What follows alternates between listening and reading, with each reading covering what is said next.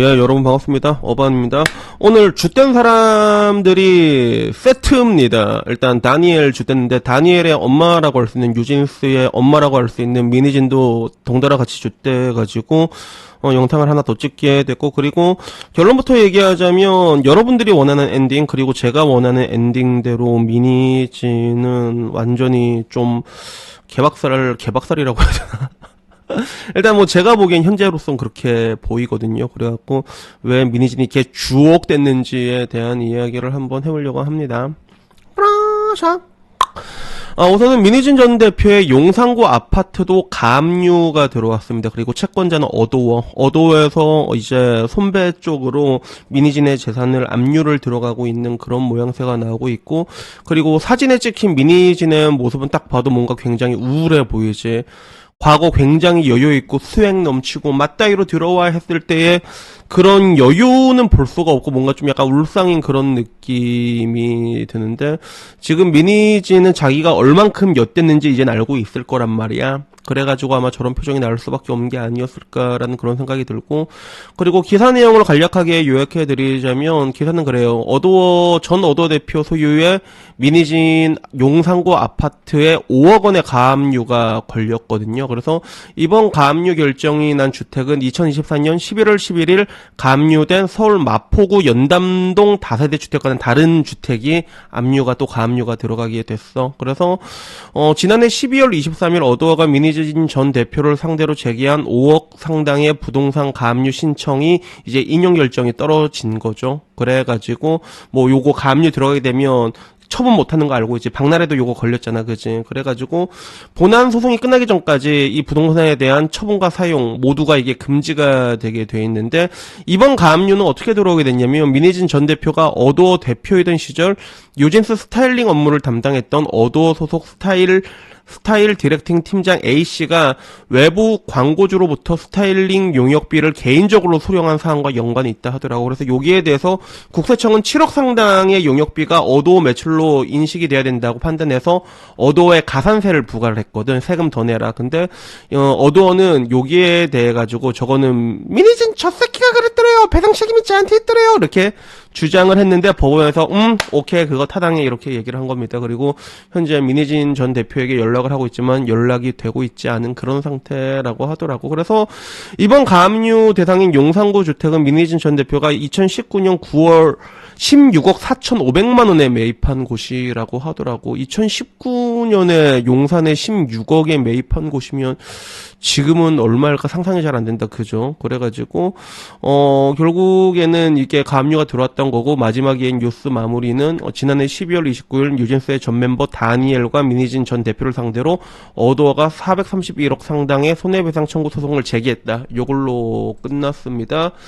그래서 일단 요걸 보는 펜코 반응은 뭐냐면, 배대씨 이거였어. 인생은 실전이야 쭌마나 약간 이런 느낌이었고, 삐리뽕 빼리뽕 곧 울 듯한 표정이다. 그리고 이번 가압류는 과거 미니진 전 대표가 어도어 대표이던 시절 뭐 그 얘기를 하면서 이거 그거네, 스타일리스트가 뒷돈 처먹는 거 업계 관행이라고 쉴드 쳤던 거. 그래서 업계 관행이고 구두 계약이고 이런 거 법원에선 씨알도 안 먹힌다라는 거. 그리고 당시에는 이걸 보고 하이브 언플이라고 돌려댔는데 반쯤 인정받았네라는 얘기를 합니다. 그래서 미니진 배임까지 뜨면 이제 하이브 얘기가 다 사실 아니냐라고 하는데, 이거 배임도 또 추가로 들어갈 수도 있지 않을까? 요것뿐만이 아니잖아. 이거 말고 이제 그 전전 남친한테 말도 안 되는 금액을 이렇게 꼽아주는 그것도 나중에 추가적으로 들어갈 여지가 있죠. 그치? 그래서 그 와중에 집 가압류된 거 언제적 이야기를 어지간해 우리 먹네. 약간 이제 그 민설남으로 보이는데, 이거는 다른 건이다 라고 이제 얘기를 했고, 그리고 요즘 왜 입장을 안 내냐 매번 내더니 이런 얘기 했고, 요즘은 좌튜브 쪽으로 많이 나오던데, 근데 요새 나오지도 않잖아. 그치? 그리고 피프티와 안성일을 보고 어떻게 똑같은 짓을 할 수 있냐 이 머저래 이런 얘기가 있었습니다. 그래서 피프티는 지금 어떻게 돼가고 있냐면, 현재 손배가 진행되고 있어. 안성일 상대로, 더기버스 상대로 소송한 거는 판결이 나왔거든. 그래서 안성일과 더 기버스를 상대로 내는 손배 21억 원을 청구했는데, 중앙지법에서 2026년 1월 15일 판결이면, 잠깐만, 오늘이잖아? 잠깐만. 2026년 1월 15일이면 오늘이네.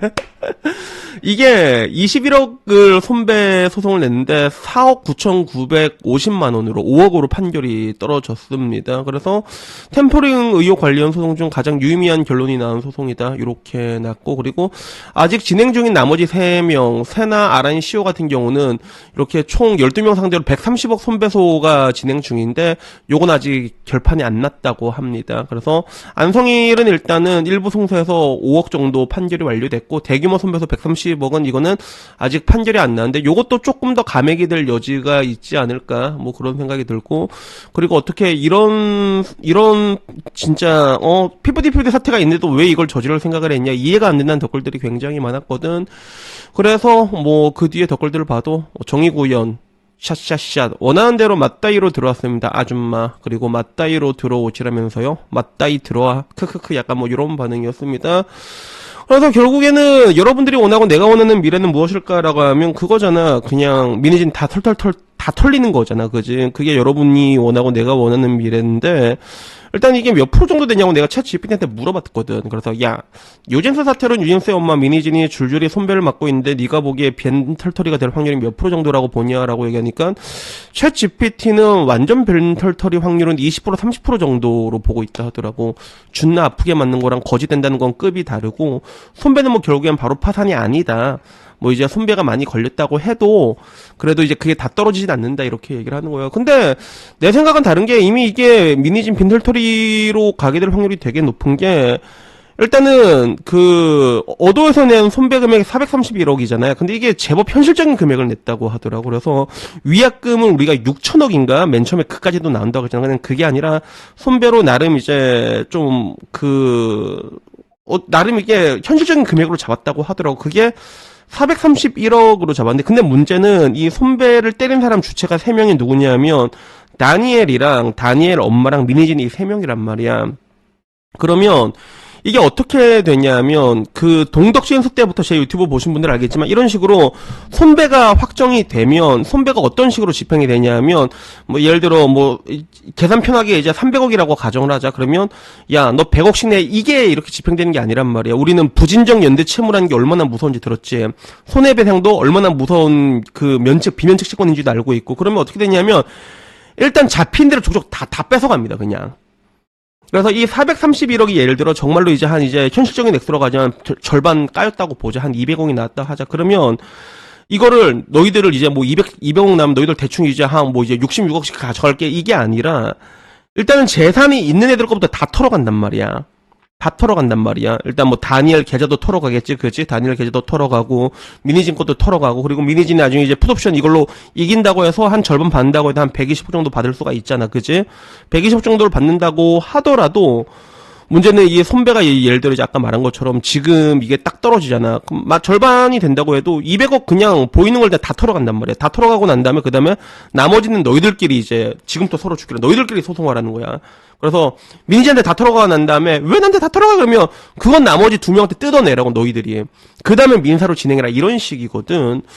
그러다 보니까 사실상 지금 돈이 제일 많은 거는 미니진일 확률이 되게 높단 말이야. 미니진 앞으로 또 들어올 게 있잖아, 그지? 그런 것들도 있고, 그리고 그 전에 뭐 주택들도 있고. 그런데 지금 이게 다 가압류가 걸렸는데, 다니 같은 경우는 오늘 제 다니 주택 이야기도 해서 알겠지만 다니는 중국으로 도망가 버리면 재산 추적이 어려울 수도 있어. 그래갖고 중국으로 튀면 중국이 협조를 잘 안 해주지 않냐, 이런 얘기도 있는데, 근데 요즘 추세는 좀 많이 변하고 있어. 옛날에는 중국은 이게 뻑히 족가라 약간 이런 게 있었는데 요새는 비용이 문제지, 비용만 많이 들어가지고 집행하잖아. 그러면 중국에 있는 재산은 충분히 이게 집행하는 게 가능해졌다고 하더라고.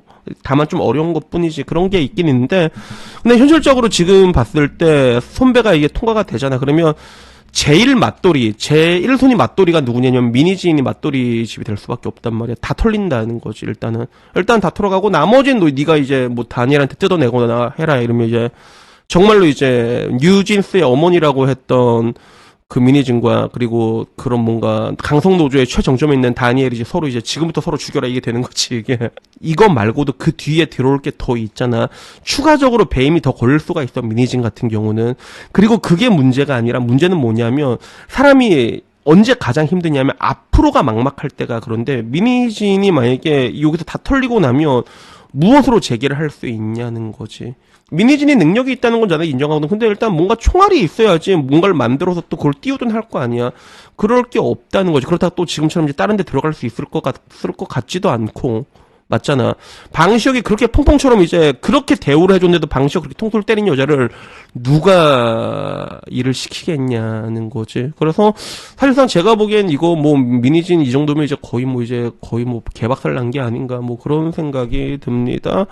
그래서 앞으로 이거는 제가 보기에는 뭐 일단 뭐 제 생각이야. 뭐 내 생각 뭐 틀 때도 많아요. 알죠? 일단은 미니진 일단 죗된 건 확실해. 이미 죗된 거는 확정이고 뭐 정말로 이제 뭐 손배 금액이 엄청 많이 깎여가지고 그리고 다니엘이 돈을 왕창 벌어가지고 언니 우리 으쌰으쌰 반대해서 잘 갚아요 이렇게 뭐 해결될 수도 있겠지만 근데 문제는 이게 끝이 아니라 시작이라는 것들이 문제고 그리고 그 뒤에 미니진 같은 경우는 이제 앞으로 할 수 있는 것들이 굉장히 많이 묶여 버리거든. 그래가지고 사실상 뭐 이거는 뭐 거의 뭐 인생 퇴계라 아니냐 이 정도면 그런 결론이 나오게 되더라고요. 그래가지고 여튼 뭐 오늘 이야기는 여기까지고요. 미니진이 뭐 이걸 앞으로 어떻게 재개할진 모르겠지만 근데 저는 뭐 아직까지도 가장 이해가 안 되는 게 그거야. 미니진이라는 사람이 대단한 사람인 걸 나는 알고 있거든. 대단하다고 생각해 솔직히 말해서. 근데 그냥 뭐 뉴젠스만 계속 돌려도 뉴젠스라는 IP를 디렉팅한 사람으로서 사실 그것도 이제 미니진 혼자 오롯이 만든 게 아니잖아. 중간에 많이 도와줬잖아. 뭐 이제 무당도 도와줬고 그 와중에 불쌍한 우리 하린이도 되게 불쌍한 애씨.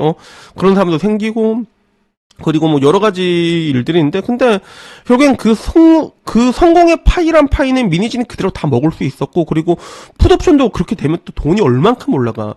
몇백억 단위가 아니라 나중에 그게 진짜 몇천억 단위까지도 갈 수가 있었어. 그게 뉴진스를 계속 띄워놓으면 방탄소년급으로 띄워놓으면 그것도 쌉 가능했단 말이야.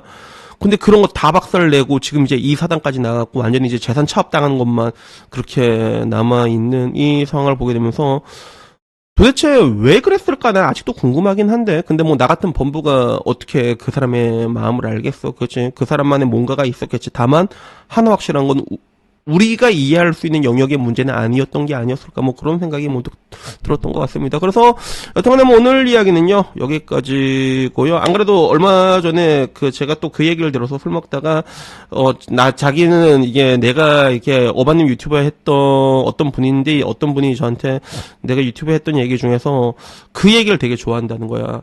나는 겁이 되게 많다. 제가 겁이 되게 많다고 얘기하잖아요. 근데 이 겁이 많다는 게 쫄보라는 그런 뜻보다는 저는 항상 무슨 일이 생길 때 최악의 경우를 좀 상정을 하는 편이거든요. 그래서 이게 커지면 스노볼이 얼만큼 굴러갈 수 있을까 이렇게 생각을 하는 편이란 말이야.